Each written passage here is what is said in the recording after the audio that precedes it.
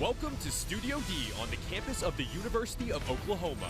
This is Sooner Sports Pad. Now here's your host, Courtney Boggs. Ladies and gentlemen, ghosts and ghouls, welcome to our very special Halloween edition of Sooner Sports Pad. I'm your host, Phoebe Buffet, along with my friends Rachel Green and Ross Geller. We also have a very loud group of people inside Central Park tonight. Guys, who's with us? Yes, we've got the hockey team joining us tonight in studio. Hey, and we also have Young Life. Thanks to them for coming out and having a really good time tonight. I don't even know how to describe it. I can't even hear now I can hear myself talk. There we go. We're also joined in studio by men's basketball stars Kadeem Latin and Jamani McNeese. We'll talk to them later on in the show. But that's not all. Today in Face Off, Carson and I will discuss where OU will end up in the Big 12 Conference. And the Oklahoma baseball team is often focused on striking out opposing batters, but Friday and the last 4 years, they have been aiming at striking out a much bigger cause. Well, Crimson and Cream were colors proudly gleaming on Saturday as OU celebrated their homecoming weekend, and they shut down Kansas on both sides of the ball. That is right. Look at this play right here.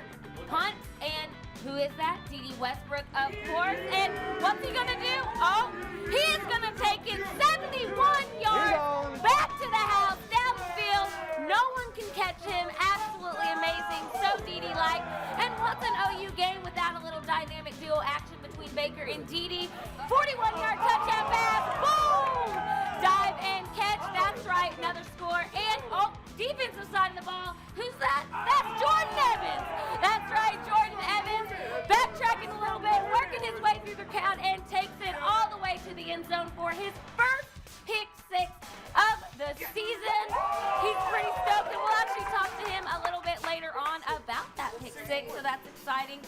And we all know that OU hasn't exactly been great on the defensive side of the ball so far this season, but Saturday was an exception. They were great on offense and defense. Yes. So, Carson, what was your take after Saturday's game? Well, unfortunately, there hasn't been very many chances for me to talk good about the defense, but after Saturday's performance, I have an opportunity, and I'm going to take it. So, Mike Stoops' squad is extremely banged up. Saturday, they were without Obo at linebacker, but that did give young guys like Caleb Kelly and Ricky DeBerry a chance to come in and get a lot of experience.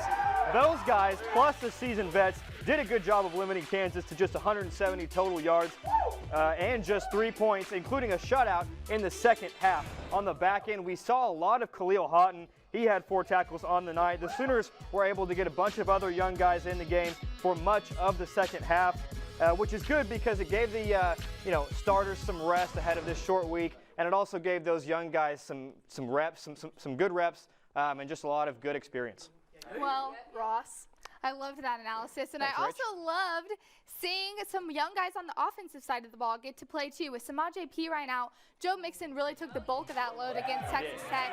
But Abdul Adams really had a nice game. Look here, he almost had a touchdown, ran out of juice just at the end. But he led the team in rushing yards. We had 94 yards.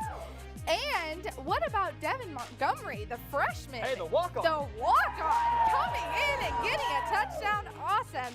Sooner fans also got to see what Geno Lewis is able to do a little bit more. He had 4 receptions for 41 yards and, most importantly, a touchdown.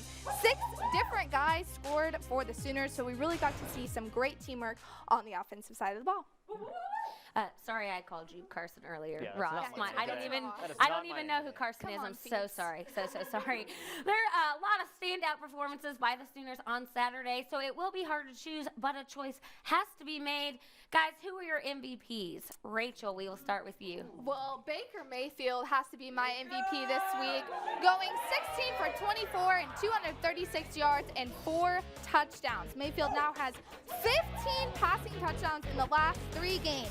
That's the most in a 3-game stretch in school history. He also has 63 passing touchdowns, which is the most through that his first 21-game stretch in school history. And if that's not good enough for you, he's also leading the conference and the nation in passing efficiency. So this may not have been the toughest game on the Sooner schedule, but Mayfield really stayed focused and led his troops to exactly the kind of game they needed to play, and now they're ready for a short week to go into Iowa State and play them on Thursday.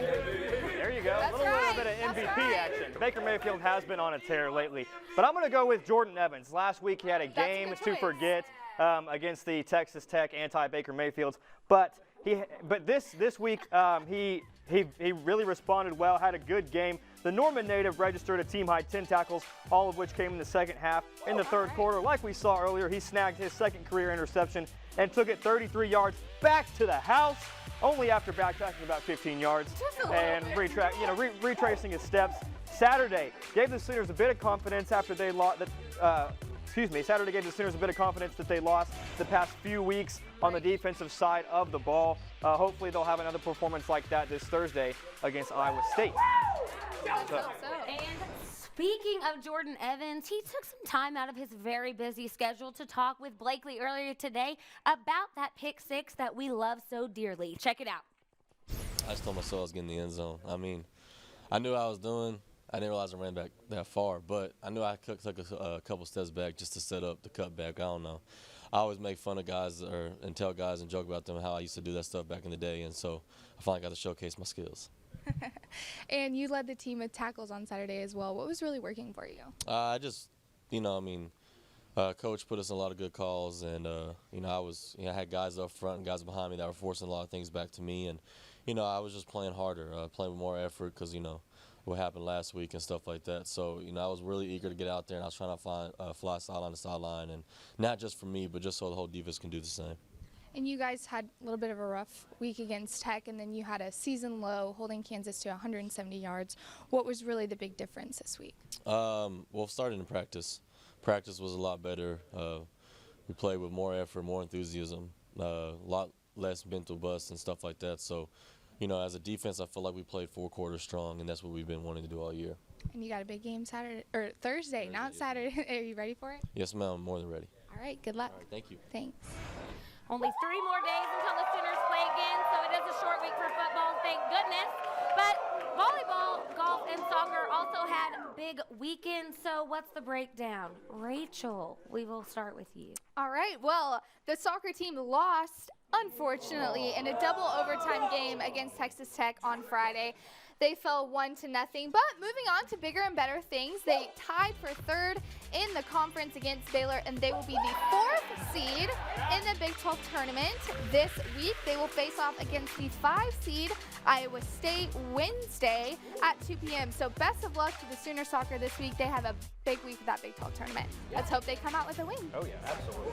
Well, coming into this weekend, the Oklahoma volleyball team was unfortunately on a 3-game skid. But, hey, sophomores Madison Drescher and Alyssa Inniking led the Sooners to a 3-0 sweep against TCU at home on Saturday. Big game for those two, and they will be back in action on Saturday against the Kansas Jayhawks at 8 o'clock on McCaslin Fieldhouse. On the East Coast, the 23rd ranked women's golf team took 5th at the Landfall Tradition, their final fall event. It marked the team's 2nd best finish of the fall behind their 4th place finish at the Schooner Fall Classic last month at Belmar here in Norman. Hannah Wood led the Sooners with a 3 under 213, good enough for 7th place, and their spring season kicks off February 10th in good old Tallahassee, Florida. All right. All right, well, I have to go warm up my vocal cords to get ready for my set at the coffee shop coming up here in a few minutes. So we're going to take a little coffee break. Stay with us. We'll be right back for Face Off.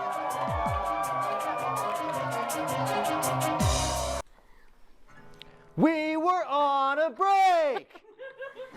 Smelly cat, what are they feeding you? Smelly cat, it's not your fault. Wow. Welcome back to Face Off. It is now time for Ross and Rachel to go head-to-head, as if they don't do that enough already. Okay, guys, first question.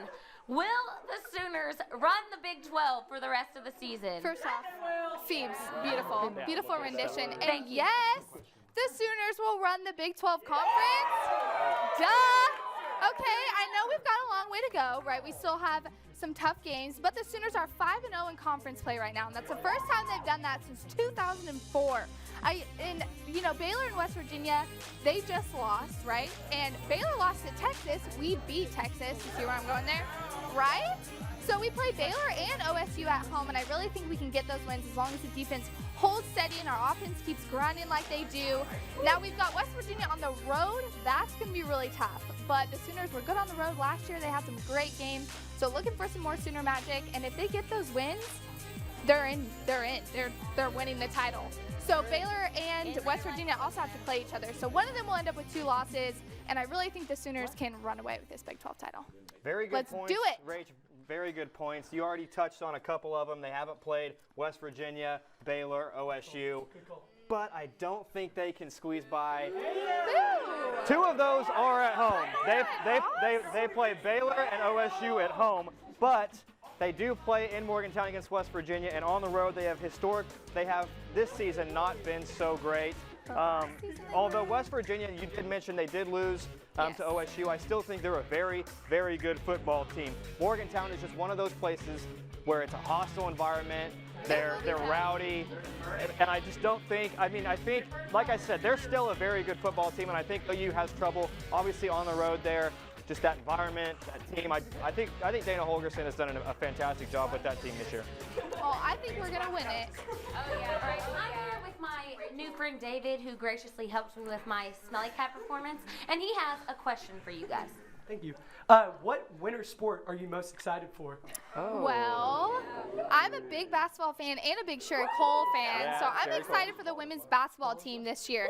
And men, of course, too. Give you guys some love. They've got 6 seniors on this team, and it's one of those things where you just feel a little bit of Sooner magic surrounding them, right? So they are ranked 18th overall. They're playing in a really tough conference. Baylor, Texas, and West Virginia are all ranked in the top 25 in the Big 12 for the women's basketball. So it's going to be tough, but with great leadership and a little bit of Sooner magic, like I said, I think I feel a title run for these guys.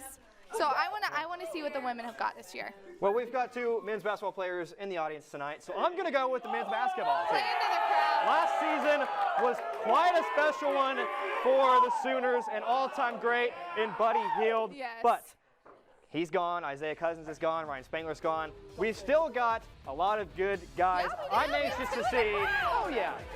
Yeah.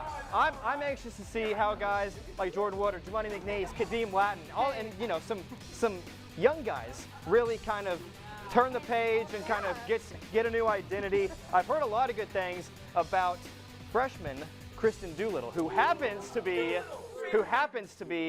the teammate of Jordan Woodard back in high school at Edmond Memorial. So we'll see. I think that this team can be very good, but they're going to have to work at it. Sooner basketball is going to be great this Oh, season. yeah, absolutely. I feel it. I definitely agree with that. All right. Well, they didn't actually have YouTube back in the early 90s, so we're going to go with our viral VHS video of the week. Ross, Rachel, what do you have?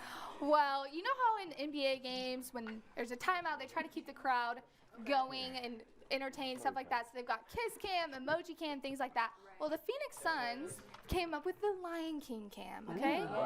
Here it is. It's pretty great. Oh.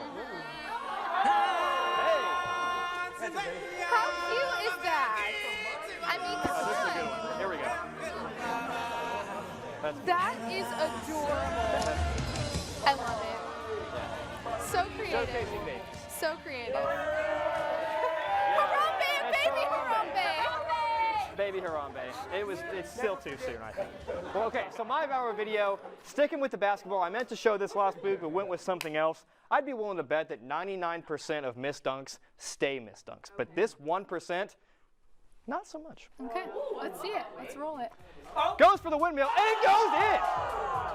Wow. This guy, he probably couldn't do that again if he tried 100,000 times. And that's just something that you have to respect. 2 points is 2 points, whether it goes in the basket you wanted it to go in or not. So I think I would say that's a good tactic for Kadeem and Jemani to use this year. Hey, let's see if they can do it. All right. It is now No, you time don't- to you vote. know, you- Cheer the loudest for who you think won. Was it Rachel?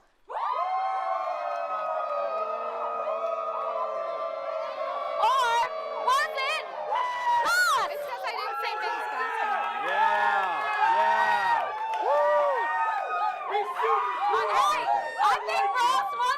one. I think he did. I think Ross won this one. He played for Congratulations. the crowd. You never win anything. All right, That's it's time okay. for another break, but when we come back, we'll Congrats. be talking with these two guys right here. Stay with us.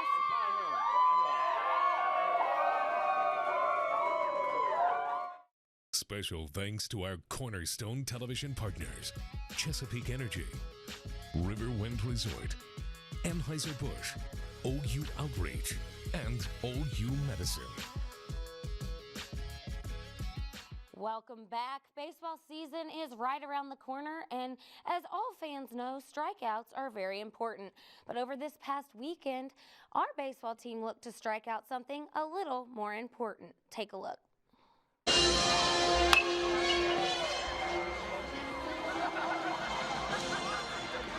This is the fourth year the Sooners have hosted the ALS baseball game, and it's grown with each year. A lot more people come out and support. Everybody gets into character. Everybody just loves doing it. It's just a way to come out, have some laughs, and just have fun and just kind of forget about, whatever you're going through in life or the tough times that you have, just come out and have fun with everybody. Baseball is an American pastime, but also a game that brings people together. For me at least, and pretty much for all of us out here, it's fun to come out and, put on a show for everybody, but this is really for the cause. In the midst of forgetting about your struggles, Coach Hughes wants people to be aware of this terrible disease. First of all, it brings awareness to a terrible disease, and doing nothing with this disease is not an option. So we're going to continue to do this, raise awareness and raise funds until there's a cure. ALS is a terrible disease that takes the lives of many, but in one case, it was able to give a life. And I just happened to hear Toby Rowland talking about it on Coach Stoops' weekly show, and I just been diagnosed with ALS, and I heard about it, and it was just like it was meant to be, and for me to be here, and for Pete and me to be a part of each other's lives.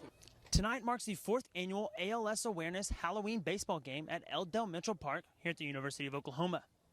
Tonight was filled with laughter, celebration, characters, and fun, all for a good cause.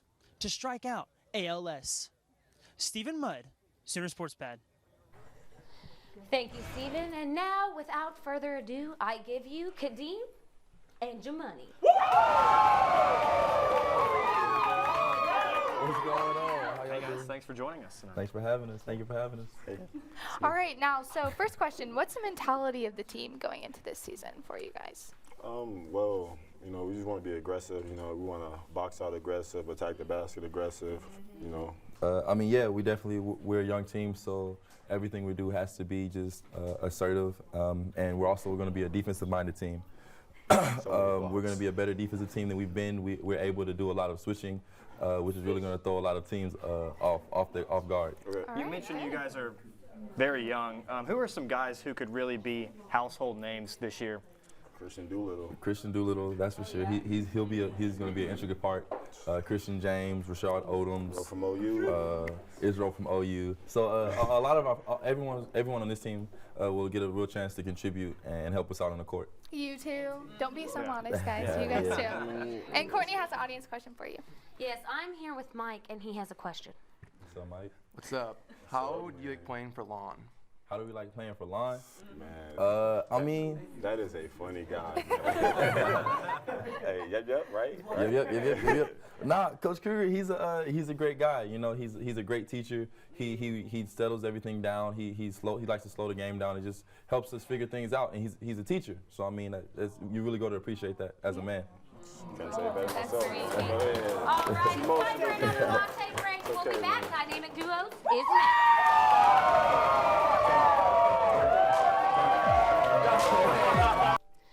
Welcome back to Central Perk. We now have a game of Dynamic Duos for you. All right, I asked Kadeem a series of questions before the show. You have to tell me what he answered. Got it? I got it. All right, question number 1. What is Kadeem's go-to basketball move in the paint? Hey, Jab jumper. Jive jumper? Okay. We don't even need I don't think we need the multiple choice. Is it jive jumper? It's jab jumper. Jab jumper. Yeah, it is. Well, it is. There we go. There we go. You didn't have to tell me that. Jab jumper. It's close enough. That's all he talks about. Too easy. Well, yeah, we clearly did not write hard enough questions. All right, question number true. True. True or false? Just kidding. 2. I'm sorry, I can't talk. If Kadeem could trade lives with one NBA player for a day, who would it be? A. Russell Westbrook. B. Kevin Durant. C. Kevin Garnett. Or D. Dirk Nowitzki. KG. KG? Let's KG. see. Kevin Garnett? Yeah! 2 for 2. All right. He kind of look like him a little bit. That's my idol. That's my idol. All Shout out right. to the Don. Shout out to the Don. He just entered the voice singing competition. What song did he audition with? A. I Will Always Love You. B. Single Ladies. C. Gold Digger. Or D. Live Like You're Dying.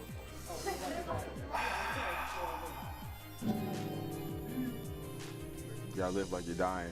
Let's see. Wait. What is it? Oh! 3 for 3. I'm not gonna lie, he sung that this morning and in the locker room, so.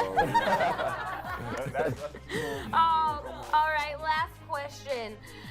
What is the best Halloween costume Kadeem has ever had? A. Pirate. B. Casper the Ghost. C. Panda. Or D. An NBA player? I feel like you know what?